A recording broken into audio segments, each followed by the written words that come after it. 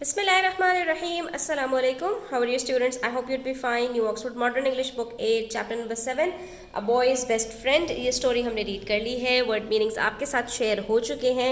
अब बारी आती है क्वेश्चन एंड आंसर्स की, तो कॉम्प्रिहेंशन की तरफ आ जाते हैं और देख लेते हैं कि यहाँ पर हमसे क्या कहा जा रहा है. ठीक है, तो स्टार्ट करते हैं क्वेश्चन नंबर 1 पार्ट ए से. वीडियो एंड तक देखिएगा, स्किप मत कीजिएगा और अच्छी लगे तो प्लीज़ लाइक कीजिएगा, अपने फ्रेंड्स के साथ शेयर कीजिएगा, क्योंकि इसमें आपका सिर्फ एक क्लिक होता है लेकिन इससे हमें बहुत फ़ायदा होता है. ठीक है, तो स्टार्ट करते हैं, देखते हैं पार्ट ए में क्या कहा जा रहा है. Who is Mrs. Anderson referring to? ठीक है, यहाँ पर सवाल यहाँ तक अगर पढ़ेंगे ना तो ये सवाल का मतलब अलग होगा, और जब आप आगे पढ़ेंगे इसको कंटिन्यू करते हुए तो इसका मतलब अलग हो जाएगा. ठीक है, अगर यहाँ पर हमारे पास सवाल होता Who is Mrs. Anderson, ठीक है, तो फिर हम यहाँ पर क्या कहते हैं कि Mrs. Anderson is the mother of Jimmy. ठीक है, हम उनका इंट्रोडक्शन देते हैं, लेकिन यहाँ पर सवाल हमसे पूछा जा रहा है Who is Mrs. Anderson referring to? वो किसको रेफर कर रही हैं, किसकी बात कर रही हैं by saying when she asked did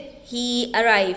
जब उन्होंने ये सेंटेंस कहा, ये जो पर्टिकुलर सेंटेंस में उन्होंने ही को यहाँ पर कहा है, तो ये किसको रेफर कर रही हैं, यानी उन्होंने यहाँ पर इसमें ज़मीर प्रोनाउन का यूज़ किया है. तो इस प्रोनाउन का एक्चुअल नाउन कौन है, आपने सिर्फ उसका नाम बताना है. तो ऑफ कोर्स हमने स्टोरी के स्टार्ट में ही पढ़ लिया था कि यहाँ पर ये किसकी बात हो रही है. यहाँ पर अर्थ से आने वाले डॉग की बात हो रही है, जो कि एक नॉर्मल, जो कि रियल पपी है, स्कॉच टेरियर पपी जिसका नाम है.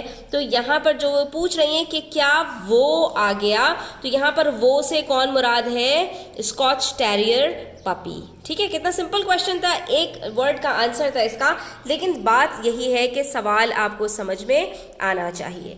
नेक्स्ट कह रहे हैं how was it possible for Jimmy. अच्छा, अब यहाँ पर आप देखें हु इज़ मिसेस एंडरसन इन्होंने कहा था, तो जब हम आंसर लिखेंगे तो हम वहाँ पर यही लिखेंगे कि when Mrs Anderson asked did he arrive she is referring to. ठीक है, प्रेजेंट टेंस है तो आंसर भी प्रेजेंट टेंस में, यहाँ पर पास्ट टेंस में स्टार्ट हो रहा है तो आंसर भी पास्ट टेंस में आएगा.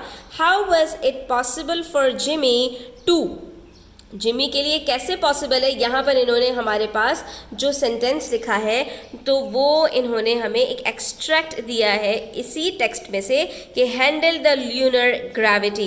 ल्यूनर का मतलब क्या होता है, हर वो चीज़ जिसका चांद से ताल्लुक़ होता है उसको हम कहते हैं ल्यूनर. ठीक है, तो ल्यूनर ग्रेविटी जो है, जो मून की ग्रेविटी है, उसको जिमी बड़ी आसानी से कैसे हैंडल कर पाता है. ऑफकोर्स कि वो मून बॉर्न है, एजाइल है, तो इस वजह से वो उसको हैंडल कर पाता है. ठीक है, उसके बाद next we have how do we know that Jimmy had been in the crater many times before. How do we know, हमें कैसे पता. ये बात है तो सही, ठीक है, ये जो स्टेटमेंट है इसमें शक वाली बात नहीं है, लेकिन हमें कैसे पता चल रहा है, कौन से सेंटेंस में इस चीज़ को बताया गया है कि Jimmy had been in the crater many times before. किस चीज़ से हमें ये बात पता चली, तो हमें ये बात इस तरह पता चली because he is confident there and knows it well. वो वहाँ बार बार जाता रहता है और वहाँ पर लोग जाने से घबराते हैं लेकिन फिर भी वो नहीं डरता. इसका मतलब ये हुआ कि जिमी उस क्रेटर में पहले भी कई दफ़ा जा चुका है, क्योंकि जहाँ पर हम पहली दफ़ा जाते हैं वहाँ पर हमारा कॉन्फिडेंस शेक कर रहा होता है, हम डर रहे होते हैं, खौफज़दा होते हैं, हमें जो है वो कुछ एक्साइटमेंट होती है, कुछ सस्पेंस होता है, कुछ थोड़ा सा डर होता है. लेकिन यहाँ पर जो जिमी है वो तो बहुत कॉन्फिडेंट है, और कॉन्फिडेंस आपको बता देता है कि भाई एक चीज़ को आप बहुत अच्छी तरह से जानते हैं. ठीक है, उसके बाद next we have the grown ups. Grown ups का मतलब जो बड़े हैं. Thought the crater was dangerous. ठीक है, वही बात आ गई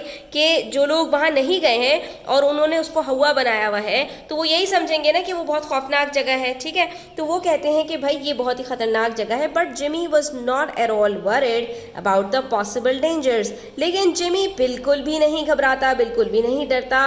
why was he so confident, तो क्या चीज़ उसको इतना ज़्यादा पुरएतमाद बनाती है क्रेटर पर जाने के लिए. तो भाई पहली बात तो ये है कि बच्चे डरपोक नहीं होते, बच्चों निडर होते हैं और उनको एडवेंचर करने का बहुत ज़्यादा शौक होता है।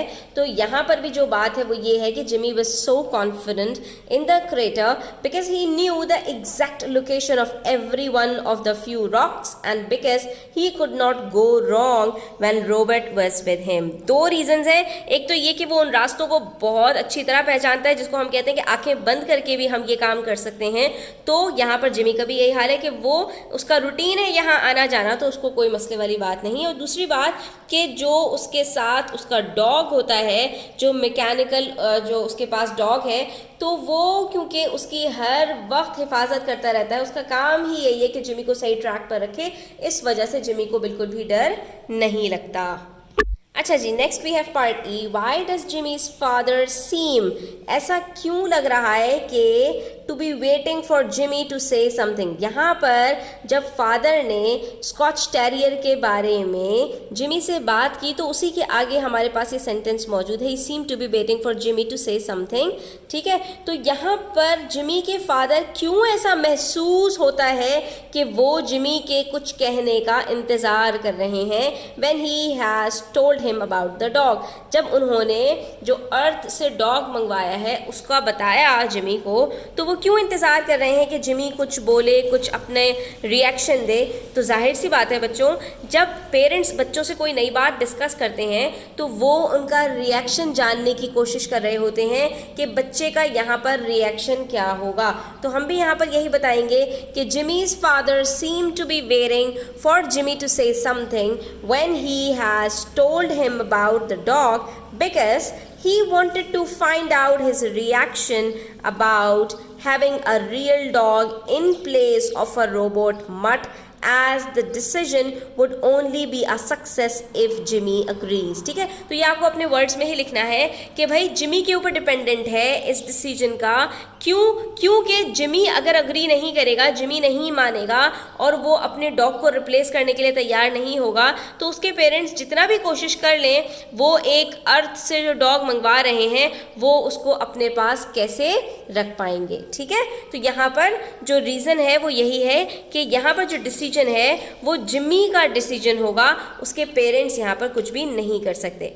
Then we have part F, how did Robert get his name, Robert का नाम कैसे पड़ा। तो रॉबर्ट का नाम ऐसे पड़ा क्योंकि रोबोट बेसिकली जो है वो एक मैकेनिकल इमिटेशन है और ये एक रोबोट मट है। ठीक है, तो इन्होंने क्या किया, उसके दोनों जो नेम्स थे उसको मर्ज कर दिया और इसका नाम रोबोट मट से रोबोट रख दिया। ठीक है, उसके बाद why did Jimmy hold Robert so tightly, हमें यहाँ पर बताया जाता है, इसी पेज के ऊपर आप देखेंगे तो ऊपर यहाँ पर हमें लिखा है कि Jimmy held Robert tightly, he was frowning to.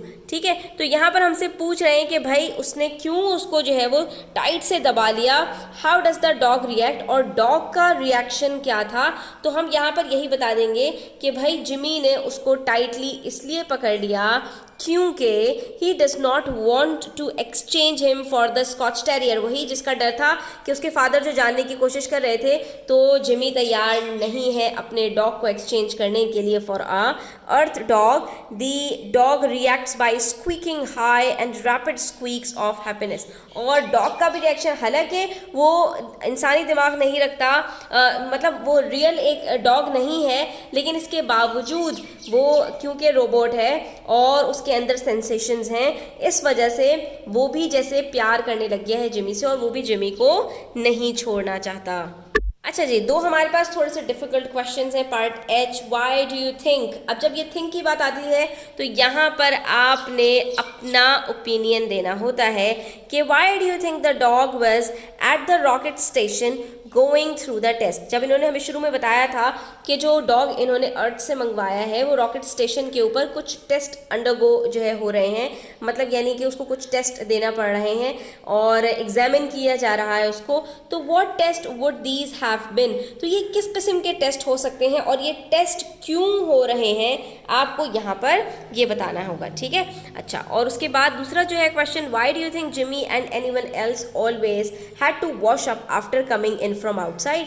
तो बच्चों ये तो हमें दुनिया में भी करना होता है, यहाँ पर अर्थ के ऊपर भी जब हम बाहर से आते हैं तो जो है बाहर जर्म्स होते हैं, डस्ट होती है और जो है बहुत सारे डिजीज़ वगैरह होती हैं जो हमारे इर्द गिर्द सर्कुलेट कर रही होती हैं। तो इसलिए हम जब बाहर से घर आते हैं तो हम जो है वो बाथ लेते हैं, और वहाँ पर भी मून के ऊपर तो और ज़्यादा एक जो है वो डिफरेंट आप कह सकते हैं वो सरफेस होती है। तो इसलिए हमें वहाँ पर भी जो है, यहाँ पर इन्होंने बताया कि जिमी और बाकी जितने भी लोग हैं जब वो घर आते थे तो उनको शावर लेना पड़ता था। ठीक है, तो हम पहले पार्ट एच देख लेते हैं जिसमें हम कहेंगे कि I think the dog was at the rocket station going through the test to find out if he was fit for moon life और नॉट। ठीक है, ये उसके टेस्ट क्यों हो रहे हैं, ताकि ये जाना जा सके कि भाई वो मून पर आने के लिए फिट है भी या नहीं। Because he was coming from earth surface, so it was important to investigate that he has not been exposed to germs from earth. तो वो कोई अर्थ से जर्म्स लेकर तो नहीं आ रहा है,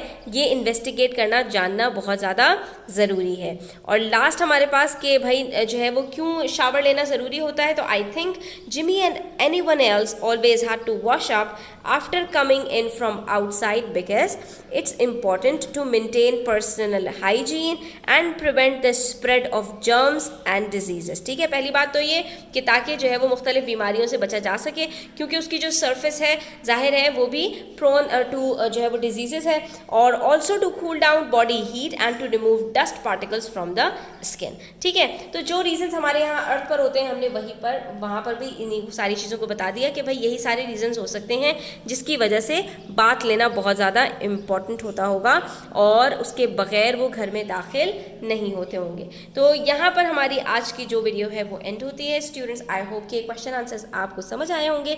वीडियो कैसी लगी अपने राय का इजहार कीजिएगा कमेंट सेक्शन में। अच्छी लगी है तो प्लीज़ लाइक भी कीजिएगा, अपने फ्रेंड्स के साथ शेयर कीजिएगा, और चैनल पर नए हैं तो सब्सक्राइब करते जाइएगा। अपना ख्याल रखिएगा। अल्लाह हाफिज़।